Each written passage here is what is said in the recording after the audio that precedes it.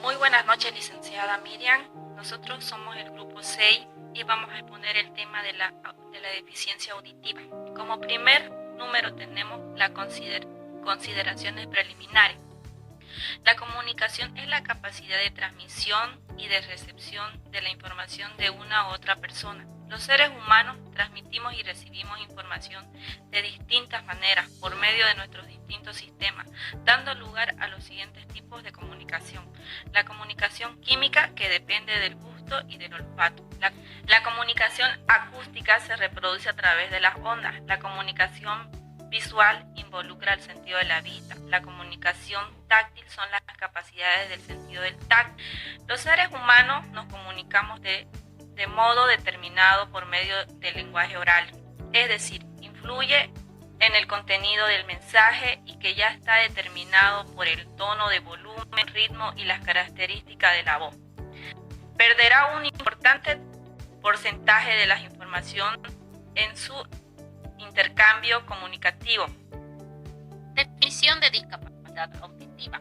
Entendemos como deficiencia auditiva a la pérdida o disminución de la audición por algún problema en la anatomía o fisiología del oído, trayendo como consecuencia inmediata una discapacidad auditiva. Eso significa que nuestra capacidad de poder escuchar se ve afectada. Hay que tener en cuenta que la principal vía del desarrollo del lenguaje y del habla es la audición, y algún problema o trastorno en la percepción auditiva afectaría el desarrollo del lenguaje y comunicación. Peor aún, en edades tempranas, en la integración social, escolar y en futuro laboral. Características. Dado que la audición no es algo que podamos ver a simple vista, hay que tener en cuenta muchos factores para detectar un problema de audición. El lenguaje oral y escrito, la mayoría de las veces, siempre está afectado. Algún daño en la anatomía del oído se puede detectar en un médico. Nuestra capacidad para poder percibir mensajes en zonas con ruido también está afectada. En algunas veces el lenguaje no, pero hay alteraciones fonéticas. Buenas noches, licenciada. Yo voy a continuar con las características de la deficiencia auditiva. Las características que tiene son baja atención, dificultad para percibir sonidos a distancia o cerca, débiles, distantes o fuertes, aislamiento social y dificultad comunicativa. A los 4 o 5 meses de edad, el niño sordo es indiferente a los sonidos, solo puede captar la expresividad mediante los gestos o mímicas. En cuanto al balbuceo, este es realizado de manera similar al de un niño oyente, pero con menor riqueza y sin una evolución de los sonidos. Entre los 10 y 12 meses de edad, el niño con sordera no comprende las palabras, si no están ligadas a gestos o mímicas. Al año de edad, mientras que el niño oyente incrementa su vocabulario, el niño sordo muestra muy poco o ningún avance en ese sentido. Se muestra ajeno a todo aquello que implica sonidos procedentes de su entorno. Le traerá como consecuencia un retraso en la aparición de sus primeras palabras. El déficit auditivo no depende únicamente de las características físicas o biológicas del niño, sino que trata más bien de una condición que emerge producto de la interacción de este déficit personal.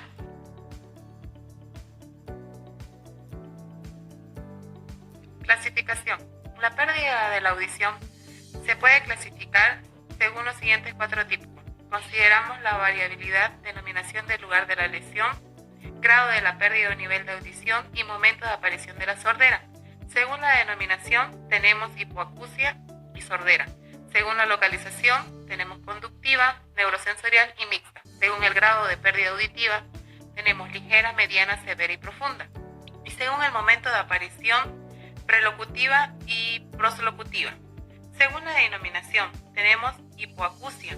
La audición es deficiente pero resulta funcional para la vida cotidiana.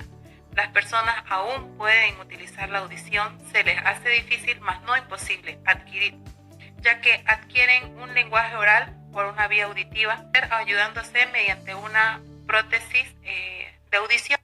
En la sordera, la audición no es funcional para la vida cotidiana y no posibilita la adquisición del lenguaje oral por vía auditiva, aunque sí visual y táctilmente. Los audífonos en esta pérdida solo aporta una audición residual. Sordera conductiva o de transmisión. La lesión está situada al nivel del oído externo o del oído medio y afecta al recorrido del sonido hacia el oído interno. Cuando ocurre la destrucción de la cadena de huesillos, se produce una interrupción de la llegada de la onda sonora al oído interno.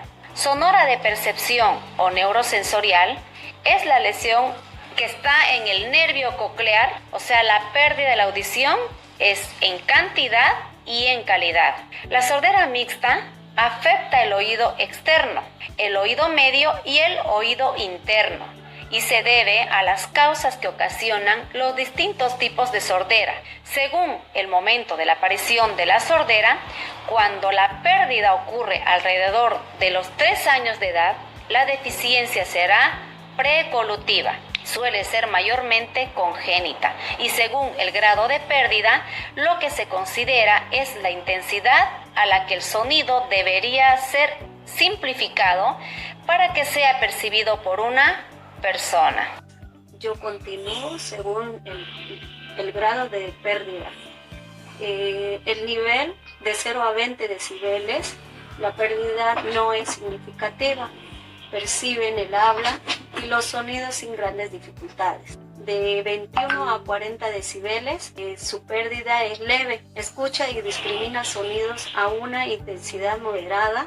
De 41 a 70 decibeles, la pérdida es moderada. Su audición, la comprensión del lenguaje oral se apoya sustantivamente en la vía visual y en la lectura. Identifica y discrimina sonidos a corta distancia y siempre que la contaminación acústica no sea muy alta. De 71 a 90 decibeles, la pérdida es severa. La voz prácticamente no se oye, sin embargo, es posible escuchar sonidos de relativa intensidad. En 91 a más decibeles, su pérdida es profunda. Escucha solo sonidos de alta intensidad. La voz no se oye.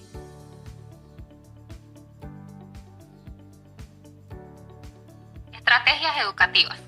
Debemos utilizar canales perceptivos alternativos a la audición para el desarrollo del lenguaje, especialmente el visual. Para ello debemos utilizar diferentes vías de percepción alternativas a la audición, tales como visuales, táctiles, además de utilizar siempre la comunicación oral, apoyar su mensaje con gestos, señales y dibujos. También debemos explicar lo que ocurre a través de diferentes formas, asegurarnos la experiencia directa con el niño o niña en situaciones de aprendizaje, mostrando y explicando detalles de los hechos y acontecimientos. Ante esta situación sería conveniente que la profesora debe explicar de alguna forma a través de dibujos escritos en la pizarra. También hacerlo con gestos para que el niño participe. Otra estrategia educativa sería desarrollar el lenguaje de señas, reforzando el intercambio comunicativo con los niños y niñas, que aprendan lenguaje de señas para responder a la intención comunicativa. Debemos fomentar el conocimiento y expresión de pares a través de juegos. Por lo general, el ejemplo, debemos jugar con los párvulos para que los niños aprendan a diferenciar la comunicación sin hablar a través de gestos y así facilitar el uso del lenguaje de señas y el movimiento del lenguaje corporal. Con esto concluimos el tema deficiencias auditivas. Gracias, licenciada Miriam.